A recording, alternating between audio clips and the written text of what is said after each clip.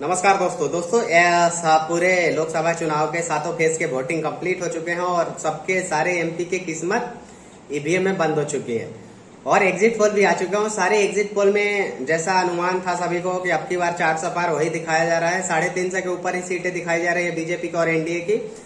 हर exit poll 350 के ऊपर ही NDA alliance के दिखा रहा है और कोई 350, कोई 370 ऐसे बीजेपी की दिखा रहा है। जहां जैसे सभी लोगों को यही अनुमान था और अगर यही रिजल्ट में अनुमान बदलता है तो फिर विपक्ष को बहुत कुछ सोचने पे मजबूर होना पड़ेगा, क्योंकि विपक्ष ने जो गलतफहमी अपने अंदर पाल रखी थी ना कि चुनाव यूट्यूब पे और ट्विटर पे इन सब पे जीता जाता है, तो ये उनको अपने दिमाग से गलतफहमी निकाल देनी चाहिए और किसी यूट्यूबर, एक जो देश विरोधी यूट्यूबर हैं, उनको फेक प्रोपेगेंडा के लेके इतना विश्वसनीय होकर नहीं बैठे रहना चाहिए कि हम चुनाव जीत रहे हैं। क्योंकि वोट देने वाले जो ट्विटर पे होते हैं ना, वो वोट नहीं देते हैं और वो अधिक विदेशों में बैठे होते हैं या अमीर होते हैं, एसी में बैठ के बस ट्वीट कर देते हैं। असली जनता जो सरकार बनाती है ना, वो सोशल मीडिया पे नहीं है। और ये नेताओं को भी सोचना चाहिए, ये लोग भी बहुत सोशल मीडिया पे ही खेल खेल रहे थे। सोशल मीडिया का जमाना है, जाहिर सी बात है, लेकिन ऐसा भी नहीं है कि आप सोशल मीडिया से चुनाव जीता। हाँ, माहौल बना सकते हो लेकिन चुनाव नहीं जीत सकते। बीजेपी के कार्यकर्ता, आप आरएसएस के ले लो ना, आरएसएस के 5 करोड़ सदस्य होंगे, मुश्किल से 1000-2000 सोशल मीडिया पे होंगे और वो आरएसएस के कोर वोटर हैं 5 करोड़। अब आपको आरएसएस जैसे वोटर बनाने के लिए आपको उनके जैसे संगठन बनाना पड़ेगा, तो ऐसा कोई संगठन कांग्रेस का नहीं है। अगर कोई स्टूडेंट यूनियन उनका है तो उसको एबीवीपी ही मात दे देता है अपने जनसंख्या में। और बीजेपी के जो कोर वोटर हैं वो बिना स्वार्थ के बीजेपी के प्रचार किए हैं, क्योंकि बीजेपी की आईटी सेल थोड़ी सी इसमें निकम्मी दिखी है और सोशल मीडिया नैरेटिव में बीजेपी फेल हो चुकी थी आईटी सेल के, कांग्रेस के आईटी सेल के आगे। लेकिन बीजेपी के जो इंडिविजुअल ऐसे लोग हैं हमारे जैसे, जो बिना स्वार्थ के, बिना पैसे लिए बीजेपी के प्रचार करते हैं, बहुत बड़े बड़े लोग हैं, वो लोगों ने अगर नहीं होते ना तो बीजेपी की आईटी सेल सोशल मीडिया के नैरेटिव में भी फेल हो जाती। लेकिन कुछ ऐसे लोग हैं हमारे, अजित भारती, आनंद रंगनाथन जैसे लोग, शाहिद दीपक जैसे लोग, जो बीजेपी के पक्ष रखते थे सोशल मीडिया पे और कांग्रेस के नैरेटिव को तोड़ते थे। अजित भारती स्पेशली पूरे 2 महीने बहुत मेहनत किए हैं बीजेपी के लिए, लेकिन बीजेपी उनको कुछ नहीं देते। इवन अजित भारती के बहुत सारे यूट्यूब उनका वीडियो डिमोनेटाइज भी हो जाता है, लेकिन फिर भी उन्होंने बहुत मेहनत किया। तो बीजेपी को थोड़ा अपने सोशल मीडिया सेल पे, आईटी सेल पे सोचना चाहिए।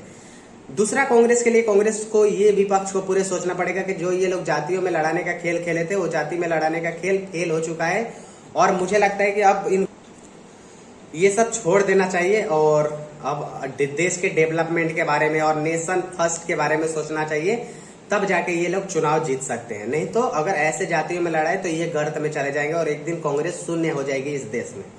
बीजेपी का तो इवन अब साउथ में भी मिल रहा है। ये लोग बोल रहे थे कि साउथ में बीजेपी का सीटें नहीं आती है, लेकिन इस बार तो तमिलनाडु में 4 सीटें मिल रही हैं, आंध्रा में तो बहुत बड़ा क्लीन स्वीप होने जा रहा है, केरल में 1-2 सीट दिखा रहा है। तो ये बहुत बड़ा मार्जिन है बीजेपी के लिए और बहुत अच्छा एक समय है बीजेपी के लिए ये लोकसभा का चुनाव। और अब बीजेपी को अपने नेताओं को भी समझाना चाहिए कि मोदी से थोड़ा अलग होके आप लोग भी खुद का काम करो, मोदी के नाम पे तो कब तक वोट लेते रहोगे। लेकिन सबसे ज्यादा सोचने वाली बात विपक्ष को है। इन लोगों ने काफी जातियों में लड़ाया, राम मंदिर का विरोध किया, तो इनको सोचना चाहिए कि जिस देश में 80% हिंदू रहते हैं, उस देश में आप राम मंदिर का विरोध करके कभी भी सही से नहीं रह सकते और जीत नहीं सकते हो। क्योंकि केवल अपर कास्ट के वोट से बीजेपी की सरकार नहीं बनी है। 60% के करीब ओबीसी वोट देता है बीजेपी को, 50% दलित वोट देते हैं, तब जाके बीजेपी की सरकार बनती है। बीजेपी किसी एक के वोट से नहीं जीत रही है। हाँ, ये अलग बात है कि अपर कास्ट बीजेपी को 80-90% वोट देता है, लेकिन बाकी और भी जातियां देती है उनको वोट। ओबीसी में अगर यादव को छोड़ दे तो बाकी जातियों का वोट ज्यादातर बीजेपी को ही मिलता है। यादव में भी 50% के करीब बीजेपी को ही वोट मिलता है, 50% बाकी विपक्ष को मिलता है, क्योंकि उनके जाति का नेता लालू यादव, अखिलेश यादव हैं।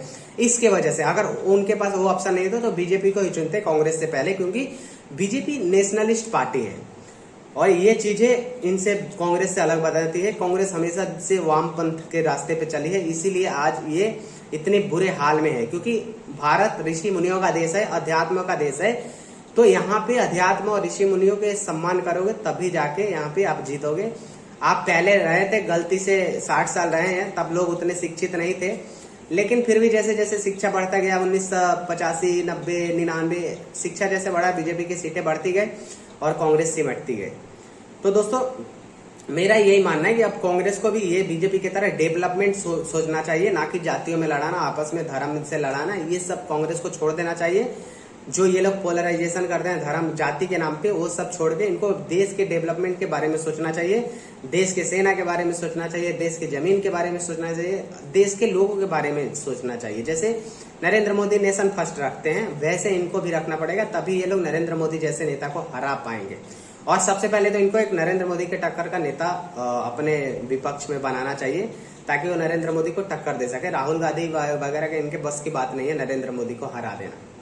दोस्तों, आप लोगों को क्या कहना है एग्जिट पोल में? क्या आप लोग एग्जिट पोल से सहमत हैं? और अगर सहमत है तो किसके एग्जिट पोल से सहमत है, कमेंट में जरूर बताएं। और मेरा वीडियो अच्छा लगे तो चैनल को जरूर सब्सक्राइब करें। वीडियो देखने के लिए धन्यवाद।